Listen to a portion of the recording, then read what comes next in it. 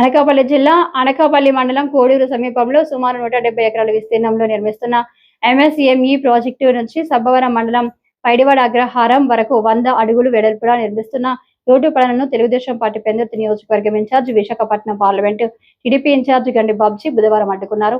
దీంతో అనకాపల్లి తహసీల్దార్ అప్పారావు పోలీసు బందోబస్తుతో రోడ్డు నిర్మాణ పనులను అడ్డుకున్న వారిని ఎదుర్కొనేందుకు వచ్చినప్పటికీ చేసేదేది లేక యంత్రాలను ఇంటి ముఖం పట్టించారు. వివరాల్లోకి వెళ్తే అనకాపల్లి మండలం కోడూరు రెవెన్యూ పరిధి నుంచి సబ్బవరం మండలం పైడివాడ అగ్రహారం వరకు రైతుల వద్ద భూమిని ల్యాండ్ పూలింగ్ పద్ధతిలో సేకరించి బిఎంఆర్డీఏ అధికారులు నిర్మాణ పనులను ఎద్దు ప్రాతిపదికన చేపట్టారు.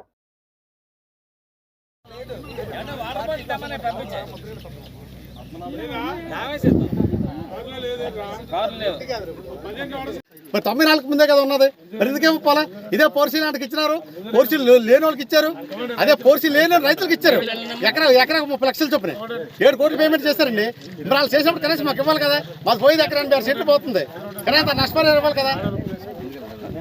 మరి దానికి ఇవ్వకుండా ఇదేమో మళ్ళీ అడ్డంకులేమో దానికి ఇచ్చాం దీనికి ఇచ్చామని చెప్పడం ఎందుకు? ఆ జగనన్న లేవటికి ఏదైతే ఇచ్చారో దానికి ల్యాండ్ పూలింగ్కి దాన్ని తీసుకొని ఇక్కడతో అద్దెకు వచ్చేస్తారు. అదే ఇప్పుడు ఎంత ఇచ్చారు చూపించండి.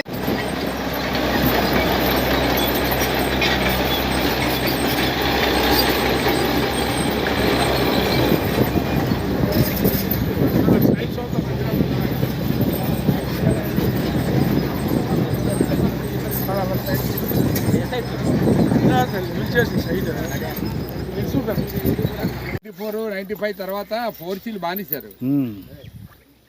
నేను చెప్పేది ఏంటంటే ఇక్కడ గవర్నమెంట్కి అవసరమైన ల్యాండ్ కావాలన్నప్పుడు రైతులు 4Cలో ఉన్నా ఈవెన్ అనుభవంలో ఉన్నా మొన్న కొంత 250 గజాలు ఇచ్చారు.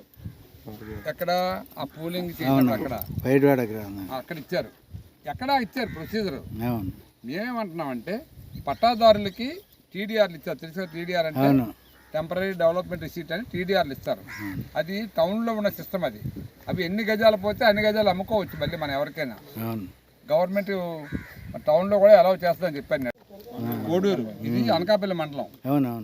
మనం 3 రోజుల నుంచి నేను చెప్తున్నాను, ఏమంటే పేమెంట్ ఇవ్వకపోయినా టీడీఆర్ అలాగే ఇప్పిస్తండి. ఇక్కడ రైట్ వస్తుంది కదా, ఏదో ఒకటి వస్తుంది కదా, వీళ్ళకి కూడా అమ్ముకుంటారు అంటే. పొద్దున్న ఎంఆర్ఓ గారితో నేను మాట్లాడాను.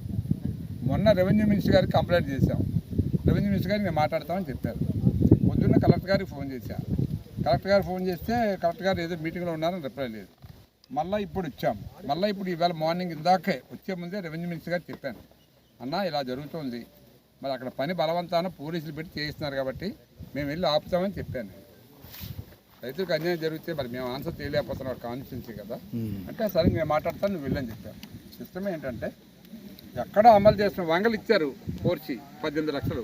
మరి ఆ లెక్కనైనా వీళ్ళకి పేమెంట్ ఇవ్వాలి కదా. పేమెంట్ డబ్బులు లేవు, కరెక్టే. డబ్బులు లేకపోతే భూమి వాళ్ళకి ఎలాగో టీడీఆర్ ఇచ్చేయండి, వాళ్ళే ఒప్పుకుంటారు కదా. రైతులు ఎప్పటి నుంచో ఫలసాయం అనిపిస్తారండి. ఒక 1000 గజాలు అనుకోండి, ఒక 1000 గజాలు టీడీఆర్ ఇచ్చారనుకోండి, ఆ 1000 గజాలు కొనుక్కోవచ్చు గజాల రేట్లు లెక్కని. అది పరిస్థితి. ఇక్కడ మేము కోరేది ఏంటంటే వీళ్ళు 4Cలో ఉన్నారు, మొక్కలు పెంచుకున్నారు, అందరికీ ఇచ్చినప్పుడు వీళ్ళకి ఎకరా 80 సెంట్లు అని వీళ్ళ వాదన. ఆ ఎకరా 80 సెంట్లకి టీడీఆర్ కానీ పేమెంట్ కానీ ఇవ్వాలి. ఎకరా 80 సెంట్లో ఎంతమంది లబ్ధిదారులు ఉన్నారు సార్? కుటుంబం అంతా ఉంది,